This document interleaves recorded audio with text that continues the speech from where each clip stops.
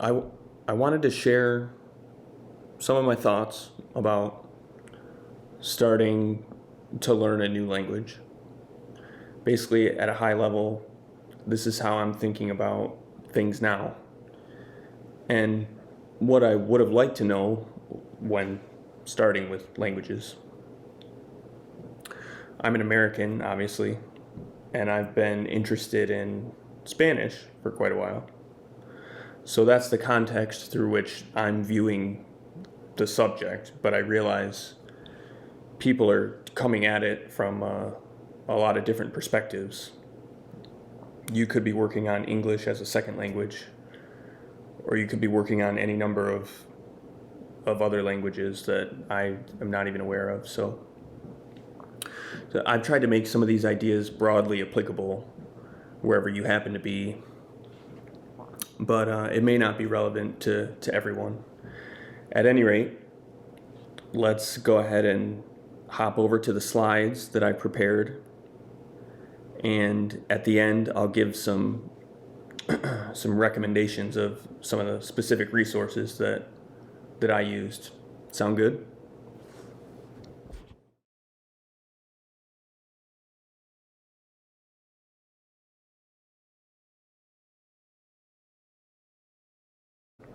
There's a short list of things you want to be doing more or less on a continuous basis. If I can include only one bullet point, it would be this, and that's input and imitate. It's true, I'm an advocate of the philosophy of comprehensible input, and it works because what you're doing is absorbing and acquiring a language in a way that's very similar to the way a child acquires language, as corny as that might sound. But at the same time, it's a bit of a harsh truth because there's no shortcuts to fluency. You really do have to spend a lot of time with the language until it becomes natural, which means it can often feel frustrating whenever you get impatient or try to force it. But importantly, don't forget to imitate what you hear, which means practicing good pronunciation right at the outset. Next, try and follow along to a text while listening to it being read. And this is important because it helps connect the dots by mapping what you hear to the way it looks on the page. If you learn to read in a language first without the audio input, you might end up butchering the pronunciation when it comes time to speak. But when you listen to how the text is meant to be read, it helps you to go on to produce your own content.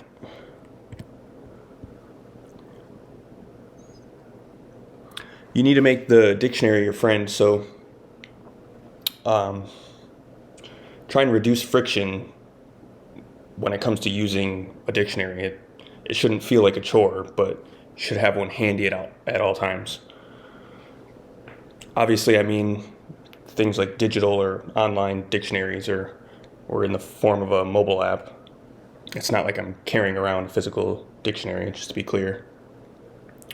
But don't rely on translators for everything. Like, don't just cheat and copy an entire paragraph or article into a translator. You want to use the translator sparingly. But online translators have gotten quite good.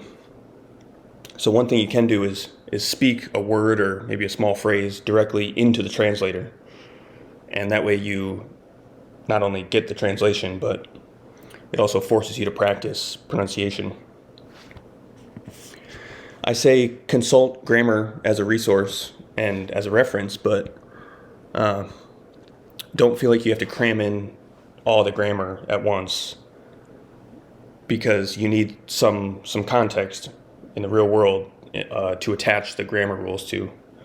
So use grammar for clarifying and validating what it is you're learning, or to resolve conflicts or doubts.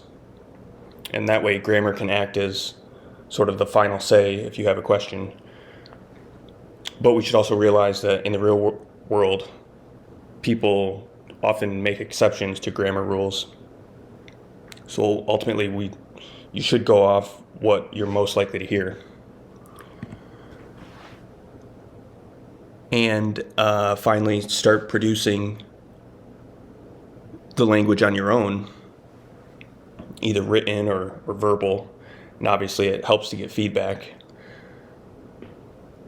And that pretty much closes the loop. And then you just continue working on new material.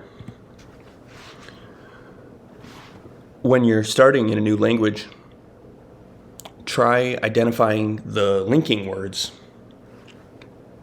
Things like and, but, or, therefore, however, furthermore, perhaps. We tend to overlook these, but really this is an easy first win because they're some of the most common words that show up again and again. The linking words usually serve a very specific purpose and have a precise meaning, so it's a good way to begin dissecting sentence structure. And then learning the filler words or the crutch words, like, it can be kind of a funny experience because the crutch words, they stick out to the person that's learning a language, but often will go unnoticed to native speakers. Flashcards. When it comes to learning vocabulary, here's my opinion on flashcards. I don't use them, and I would say, imagine you look up a list of vocabulary words, like everything to do with things around the house, or all the words related to the kitchen or the backyard or something.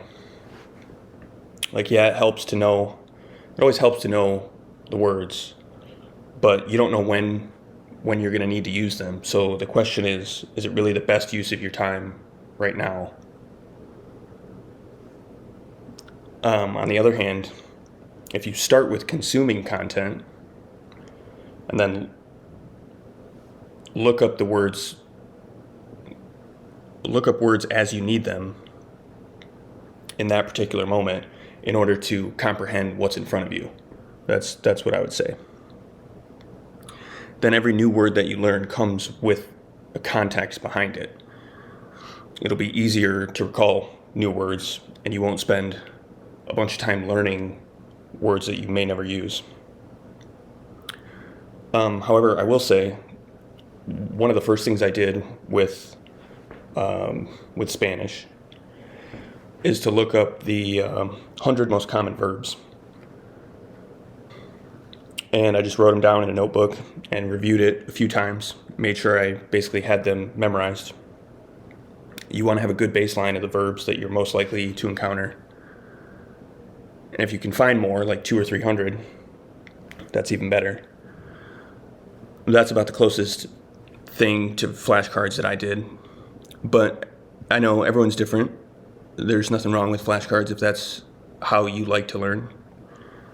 If anything, you want to create flashcards out of the new words that you've already encountered. I don't know if that makes sense.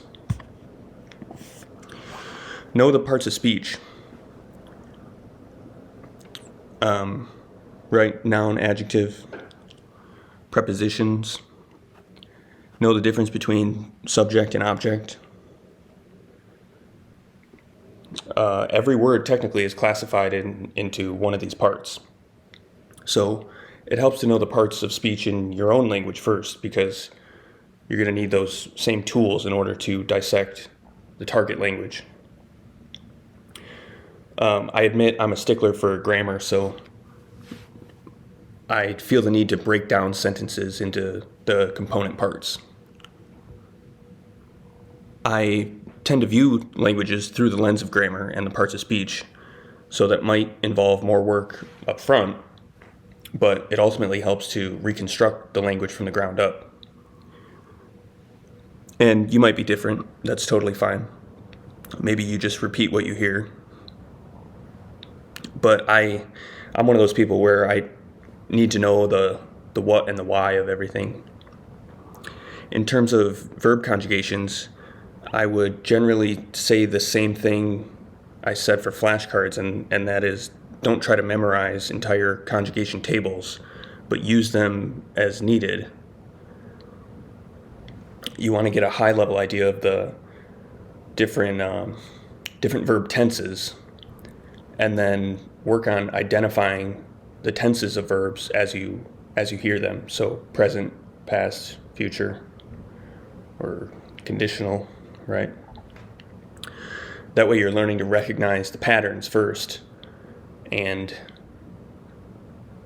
in context you end up learning the most common forms of a verb rather than trying to memorize all the possible verb forms, including, rare and antiquated forms that you may never use. Finally, pattern recognition in terms of the flow and intonation of the language, the musicality of it, the cadence. Where does the emphasis fall? What does a question sound like as opposed to a statement? As opposed to a command, right? What does it sound like when I lead with a subordinate clause and then proceed to deliver the punchline of the sentence? See what I mean? Anyway, along the lines of pattern recognition are abbreviations and idiomatic phrases. You begin to see the language not just as individual words, but as chunks of words and phrases. And you simply rearrange the same essential building blocks in order to form new thoughts and ideas. Like instead of saying I'm going to go to the movies, it's I'm gonna go to the movies. That's just a silly example. And also study the root words, roots and origins of words, or what we call etymology. This I can't recommend enough because it will help you to infer the meaning of words and also help draw connections between words, not only within a language but across different languages. What to avoid? The reason I say work on pronunciation first is because you don't want to ingrain bad habits. Speaking fluidly is all about gaining muscle memory. And saying new words can be tough. Sometimes your mouth gets tired. It feels like your tongue is doing backflips inside your mouth. Until you get enough practice going through the motions, a lot like playing an instrument. Don't translate word for word. Sometimes that might work, but that's usually the exception. In other words, don't just speak your own language, but using foreign words. You want to learn the structures of the new language. False sense of comfort. Yeah, we know it's easy to spend all day passively consuming, and that might be worth something, but you get a false sense of making progress. The feeling like you're comprehending doesn't mean you'll be able to reproduce the language to the same level of complexity, since you may be inferring a lot of the meaning from the context of, say, a movie or a song or a podcast. But the amount of vocabulary at your disposal that you can recall on your own may be very limited. So that's something to think about. Similarly, you need to have a reason, obviously, or a purpose for learning the language.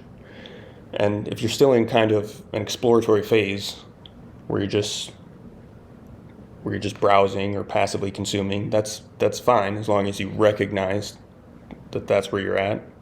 But if you want to be fluent, live in another country, or have some highly ambitious goal like you want to lose your foreign accent, then what's the reason for that?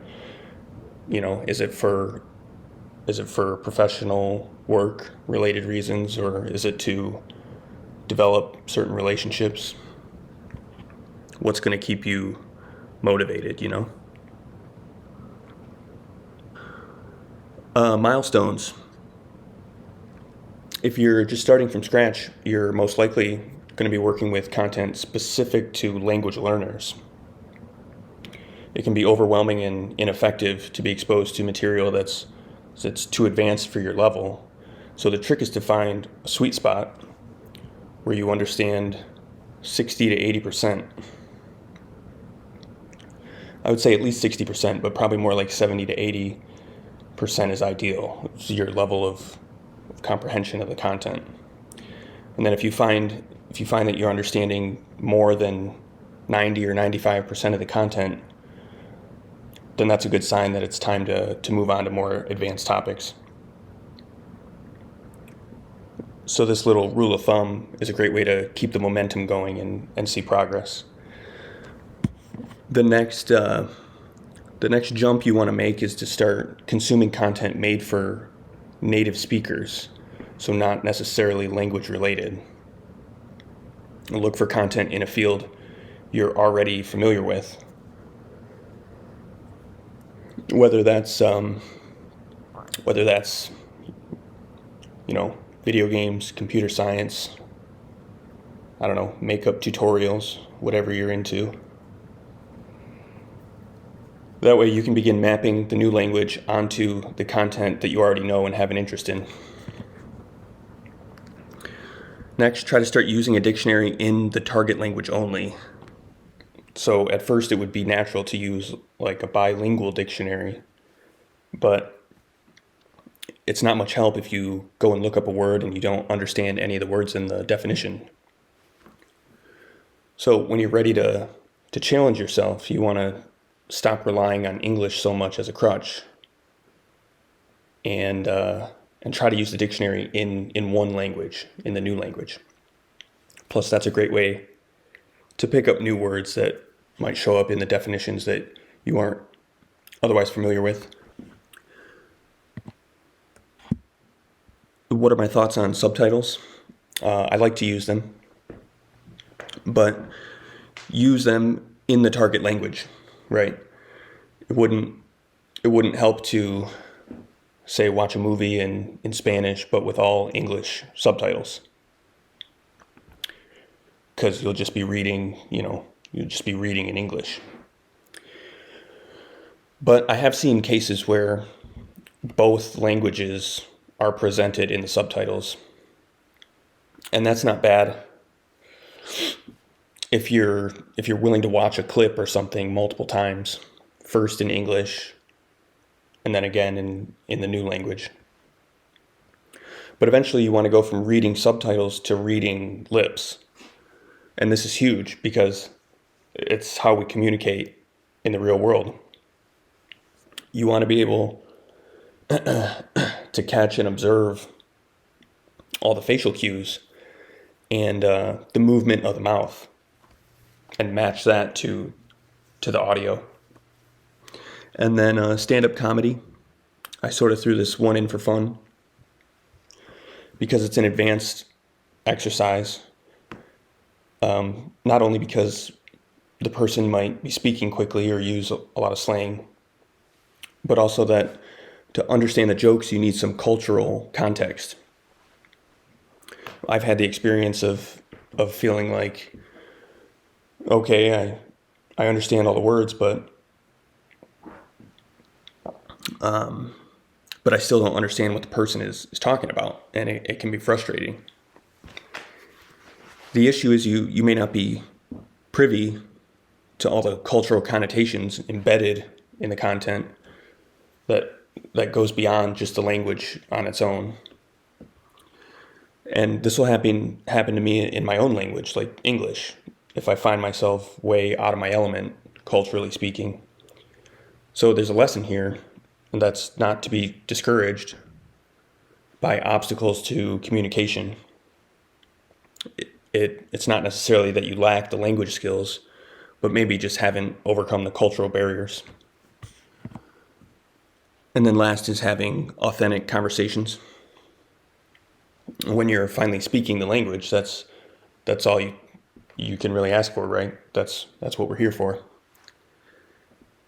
And this is kind of where I'm at with Spanish. I've only recently gone public with this channel and would like to expand into having more conversations. And then along with that, I'm, of course, happy to help others with English conversation. Should you choose an accent? I would say yes, because it will ultimately help develop a consistency and coherency in the language.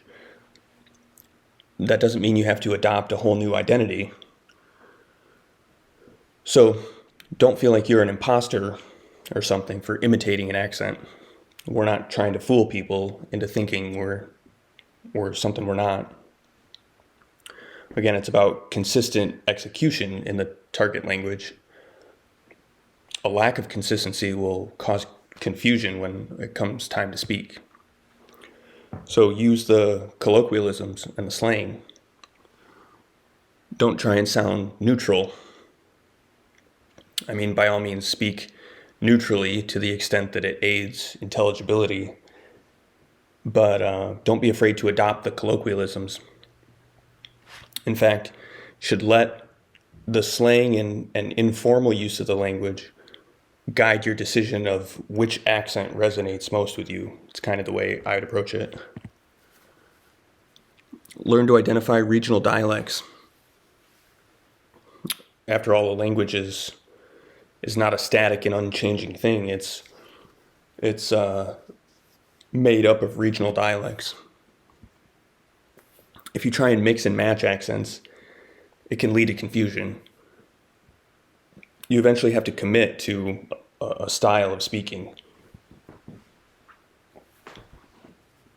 For example, if you're going to use vos instead of tu, like in Argentina and other parts of South America, then you have to use vos correctly every time, right? You can't use vos half the time and tu the other half the time. That's kind of what I mean. But if you make, the thing about choosing an accent is you make the decision once and then you can start, and then it just becomes automatic. But at the same time, it's okay to be flexible and to try out new things.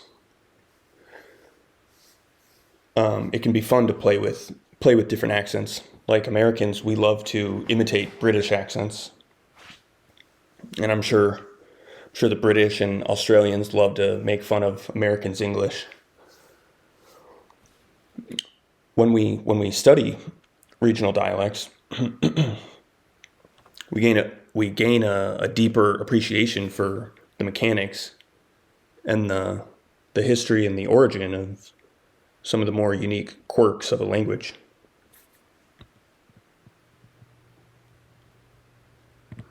So what's next for me? It's funny, I recently became interested in Italian because I realized that I already understood a good 50% of what I was hearing. And it's because I was subconsciously interpreting the language through the eyes of a Spanish speaker. Spanish and Italian are very similar in that they both derive from Latin. And the same is true of Spanish and Portuguese. They're so similar, you can end up confusing the two languages in your head when you try and learn both. With Italian, I immediately had the urge to jump into the deep end and start consuming advanced content. But I have to sort of remind myself to go back and study the basics in order to build up the language from a solid foundation. And at first I felt like this didn't really count as a new language because it's not like learning a language from scratch.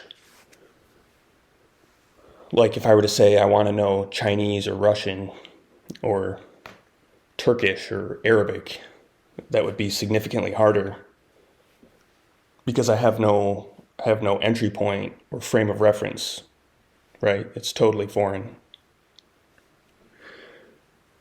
But now I think it's actually valuable to expand into similar languages starting from where you're at.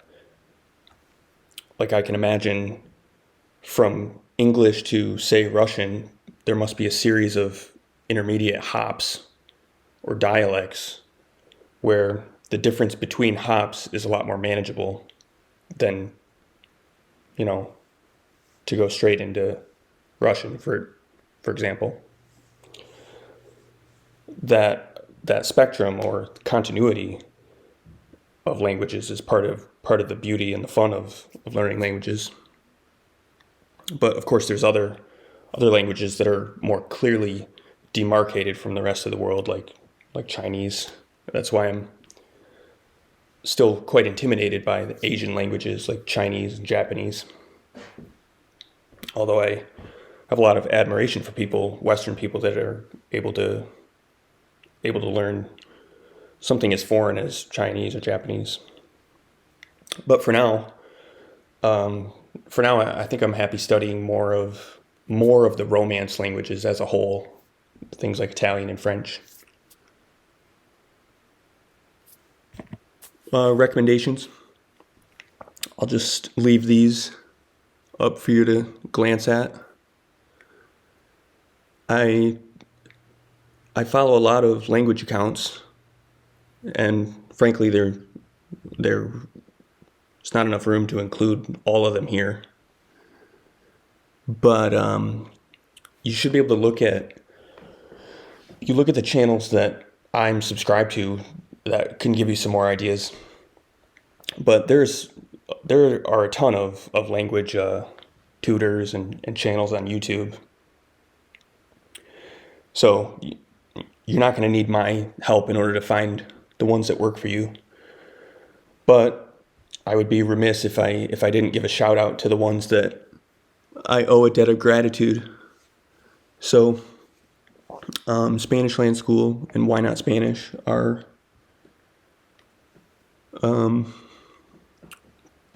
teach Colombian type Spanish. No Itos are guys from Mexico. Español con Juan, Hoy Hablamos, and Linguriosa are from Spain. Deliberate Spanish and Dreaming Spanish are kind of like communities with people from all around the world. And then in Italian, right now I'm following Italian with Lucrezia and Podcast Italiano. TV. I would say if you're learning Spanish and you haven't seen Extra and Espanol, then you're missing out because it's pretty funny. You can just type that into YouTube. And I've watched a series of like 10 or 12 episodes at least 3 times because it's fun. It's fun to watch. It's very cheesy. And I think they've done the show in multiple languages like English, German, and French, I think. And I've tried to watch it in English and it's cringe. Like if you already know English, it's pretty cringe. But if you're learning the language, then it's perfect. That's Extra in Espanol. Betty La Fea is Ugly Betty. I bet you didn't know that was originally produced in Colombia. And the original Betty La Fea is way better than any remake that ever came after it. Then there's Aquí no hay quien viva is a Spanish sitcom, like a comedy sitcom from Spain. Costa del Sol, or I guess it's called Drug Squad. I found that on Netflix. It's like a cop. It's a series that are like drug cops from like the 80s. And I liked it because they speak in Spanish from the south of Spain, like Andalusia. And then movies, these were just some of the movies that I happen to have available on Netflix at the time. So there's nothing particularly noteworthy about these movies other than just some of the ones that I found Perdiendo el Norte, or I think it's called Off Course. It's like a romantic comedy. La Llamada is actually really good. It's kind of like a musical, I guess. Zip and Zap, or Thippy Thape, is a kids movie, but it was cute. There's a couple. The one I watched was La Isla del Capitan. It was pretty funny. And then La Sombra de la Ley. I actually really recommend this movie. It's got Luis Tosar, and I guess you'd call it a period piece from around the time of the Spanish Civil War, I guess. It's like an action gangster movie. And then I just listed some actors here. Pretty much anything by Javier Gutierrez, Luis Tosar, Mickey Esparbe, Diego Luna, Javier Bardem, and Penelope Cruz. I'm sure everyone's heard of them.